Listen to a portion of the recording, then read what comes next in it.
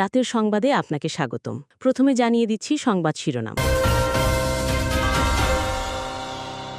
গণতান্ত্রিক শক্তি ঐক্যবদ্ধ না থাকলে স্বাধীনতার পর যেভাবে স্বৈরাচার জেঁকে বসেছিল, আবারও দেশে গুপ্ত স্বৈরাচারের আবির্ভাব ঘটতে পারে বলে আশঙ্কা প্রকাশ করেছেন বিএনপির ভারপ্রাপ্ত চেয়ারম্যান তারেক রহমান।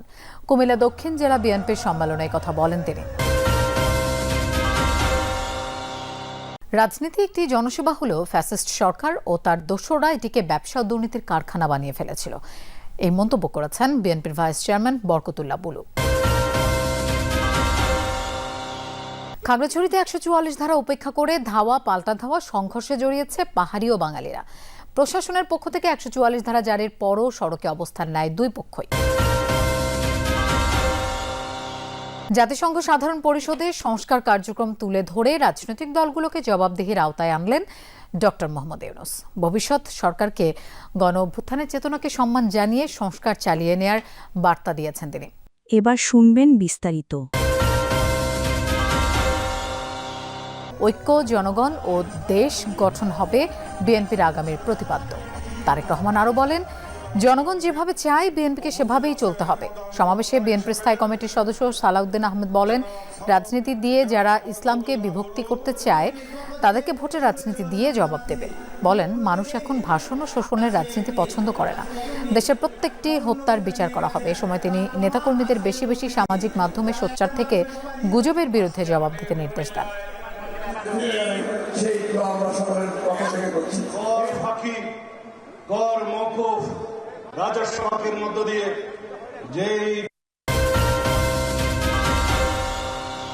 বেগম নুরুন্নাহার উচ্চ বিদ্যালয়ে একটি সংবর্ধনা অনুষ্ঠানে কথা বলেন তিনি। বক্তব্যে স্বাধীনতা চেতনাকে লালন করে আগামী দিনে আলোকিত মানুষদের নিয়ে ওই নৈতিকতা সম্পন্ন সমাজ ও রাষ্ট্র গঠনে সবাইকে এগিয়ে আসার আহ্বান জানান বরকতুল্লাহ বুলু। এ সময় বিদ্যালয় পরিচালনা পরিষদের সভাপতি সহ অনেকে উপস্থিত ছিলেন। জনসভাটিকে অর্থনৈতিকভাবে দুর্নীতির একটি কারখানা যারা পরিণত করেছেন, এর থেকে আমাদেরকে বের হয়েছে এই স্বাধীনতার চেতনাকে লালন পালন করে আমরা আগামী দিনে এগিয়ে যাব। যদি বলি তাহলে কিছুটা উন্নতির দিকে, অর্থাৎ যে উভয় যে মুখোমুখি একটা অবস্থা ছিল সেখান থেকে কিছুটা স্বাভাবিক হতে শুরু করেছে। যদি বলি তাহলে জেলা শহরের উপজেলা এলাকা, চেঙ্গিয়াসপুর এলাকা, মহাজনপাড়া এলাকা, এটি ছিল সবচেয়ে উত্তপ্ত এবং সংঘর্ষের সবচেয়ে বড় জায়গা। সেই জায়গাটিতে এখন আইন শৃঙ্খলা বাহিনীর সদস্যরা পরিস্থিতি নিয়ন্ত্রণের জন্য চতুর্পাশেই তারা মোতায়েন রয়েছে। পাশাপাশি সেনাবাহিনী, বিজিবি, পুলিশ, আর্ম পুলিশ সবাই এখন সড়কের দুপাশে কঠোরভাবে অবস্থান নিয়েছে এবং যারা সড়কে অবস্থান করছে তাদেরকে ছত্রভঙ্গ করার জন্য চেষ্টা করছে।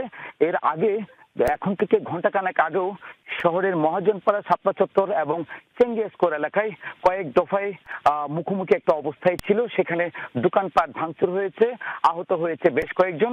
পরিস্থিতি নিয়ন্ত্রণে আনতে পুলিশ এবং আইন শৃঙ্খলা বাহিনী রাবার বুলেট, টিয়ার শেল ছুড়েছে, সেটি আমরা বিভিন্ন মাধ্যমে জানতে পারছি। এছাড়া আমরা দেখেছি বিক্ষোভকারীরা এবং বাঙালিদের একটি অংশের সাথে যে সংঘর্ষ জড়িয়েছে, সেই সংঘর্ষে আমরা দেখেছি অস্ত্র শস্ত্র সহ দেশীয় অস্ত্র ব্যবহার করতে আমরা সেটি দেখেছি। এক পক্ষের হাতে লাঠিসোঁটা, অপর পক্ষের হাতে কান্তা গুলি এবং ভারী অস্ত্র ব্যবহার করতে আমরা দেখেছি। সেটি সামাজিক যোগাযোগ মাধ্যমে বিভিন্ন ফুটেজ আমরা দেখতে পাচ্ছি এবং এটি জনমনে এবং বিভিন্ন মহলে প্রশ্নের দেখা দিয়েছে এবং তারা নানা প্রশ্নের ছুড়ে দিয়েছে। সবশেষ যদি বলি তাহলে এই মুহূর্তে শহরের অবস্থা কিছুটা স্বাভাবিক, তবে শহরতলির আশপাশে এবং কয়েকটি এলাকায় বিচ্ছিন্নভাবে উভয় গ্রুপের লোকজন জড়ো হয়ে আছে। কোথাও কোথাও আমরা শুনছি যে অস্ত্র শস্ত্র নিয়ে, যদি বলি তাহলে কিছুটা উন্নতির দিকে, অর্থাৎ যে উভয় যে মুখোমুখি একটা অবস্থা ছিল সেখান থেকে কিছুটা স্বাভাবিক হতে শুরু করেছে। যদি বলি তাহলে জেলা শহরের উপজেলা এলাকা, চেঙ্গিয়াসপুর এলাকা, মহাজনপাড়া এলাকা, এটি ছিল সবচেয়ে উত্তপ্ত এবং সংঘর্ষের সবচেয়ে বড় জায়গা। সেই জায়গাটিতে এখন আইন শৃঙ্খলা বাহিনীর সদস্যরা পরিস্থিতি নিয়ন্ত্রণের জন্য চতুর্পাশেই তারা মোতায়েন রয়েছে। পাশাপাশি সেনাবাহিনী, বিজিবি, পুলিশ, আর্ম পুলিশ সবাই এখন সড়কের দুপাশে কঠোরভাবে অবস্থান নিয়েছে এবং যারা সড়কে অবস্থান করছে তাদেরকে ছত্রভঙ্গ করার জন্য চেষ্টা করছে। এর আগে এখন থেকে ঘন্টাখানেক আগেও শহরের মহাজনপাড়া, শাপলা চত্বর এবং চেঙ্গিয়া স্কোয়ার এলাকায় কয়েক দফায় মুখোমুখি একটা অবস্থায় ছিল। সেখানে দোকানপাট ভাঙচুর হয়েছে, আহত হয়েছে বেশ কয়েকজন। পরিস্থিতি নিয়ন্ত্রণে আনতে পুলিশ এবং আইন শৃঙ্খলা বাহিনী রাবার বুলেট, টিয়ার শেল ছুড়েছে। সেটি আমরা বিভিন্ন গণ অভ্যুত্থানের যে আকাঙ্ক্ষা, সেই আকাঙ্ক্ষা থেকে বাংলাদেশের যে অভিযাত্রা, সেই গল্পই বিশ্বমঞ্চে তুলে ধরেছেন ডক্টর মুহম্মদ ইউনূস। তিনি বলেছেন সংস্কারের কথা, বাংলাদেশ যে এগিয়ে যাচ্ছে সেই কথাও জানিয়েছেন বিশ্ববাসীকে। প্রধান উপদেষ্টা ডক্টর মুহম্মদ ইউনূস জানিয়েছেন যে বিপুল সমর্থনের মাধ্যমে অন্তর্বর্তী সরকার গঠিত হয়েছে, তাতে সহজেই নির্বাহী আদেশে সংস্কার কাজ বাস্তবায়ন করা যেত, কিন্তু অন্তর্ভুক্তিমূলক ও টেকসই পথ বেছে নিয়েছে সরকার। রাজনৈতিক বিশ্লেষক ও কূটনীতিকরা বলছেন জাতিসংঘে দেশের রাজনৈতিক দলগুলোর প্রতি বিশেষ বার্তা দিয়েছেন তিনি। সংস্কার কিন্তু একদিনের বিষয় নয়, এটা কিন্তু একটা প্রক্রিয়া।